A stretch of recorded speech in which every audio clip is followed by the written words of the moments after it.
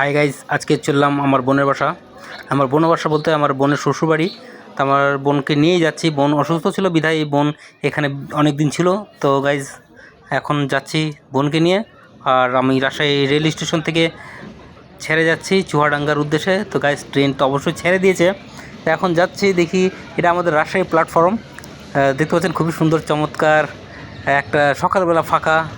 তো এই যে আমার স্টেশন ছেড়ে দিলাম, রাজশাহী রেল স্টেশন ছেড়ে দিলাম। আর এগুলো হলো ডবল লাইন। এখন আমরা এই লাইনে উঠে যাব।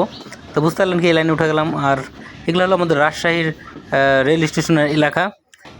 তো গাইজ আমরা এখন অনেক কয়টা স্টেশন পার হয়ে এখন আমরা যাচ্ছি। এইটা প্রায় কোথায় পাকশি পার হওয়ার পরে এগুলা।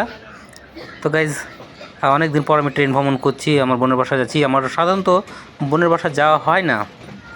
বোন এসছে তো মনে করেন বোনকে নিয়েই যাই, রেখে আসি। আর আপনাদের সামনে এগুলো শেয়ার করা। তো ডবল লাইন এটা এখন স্টেশন, আগে ডবল লাইন ছিল না, এখন মনে করেন রেল লাইনটা ডবল লাইন করা হয়েছে। তো এটার জন্য যাত্রীদের ভোগান্তিটা অনেক কমে গেছে। এখন আমি আজিমপুর স্টেশনে একটু বিরতির জন্য ট্রেন থামলো, তো আমি মনে করলাম আপনাদের সামনে একটু আজিমপুর স্টেশনটা দেখাই।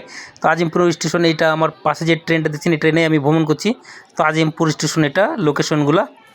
আর এই সাইড দিয়ে আসি কি আপনাদেরকে একটু আজিমপুর স্টেশনগুলো ঘুরে ঘুরে দেখায়। আর এটা হচ্ছে আজিমপুর রেল স্টেশন ওভারব্রিজ। এখন আপনাদেরকে নিয়ে যাবো ঈশ্বরদী জংশনে। ঈশ্বরদী জংশনে তো আমাদের ট্রেন এখানে থেমে আছে। মনে করলাম একটু নামি আর আপনাদেরকে ঈশ্বরদী জংশনটা দেখায়। প্রচুর সূর্যের আলো চোখে পড়ছে, দেখাতে পারছি না। এটা হচ্ছে ঈশ্বরদী জংশন। খুব মজার, খুবই ফাঁকা, ভালো লাগছে পরিবেশটা। তো আপনাদেরকে একটু দেখায়।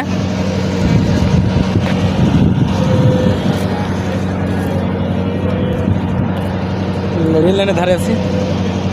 তো গাছ কিছুক্ষণের মধ্যে ট্রেনটা ছেড়ে যাবে।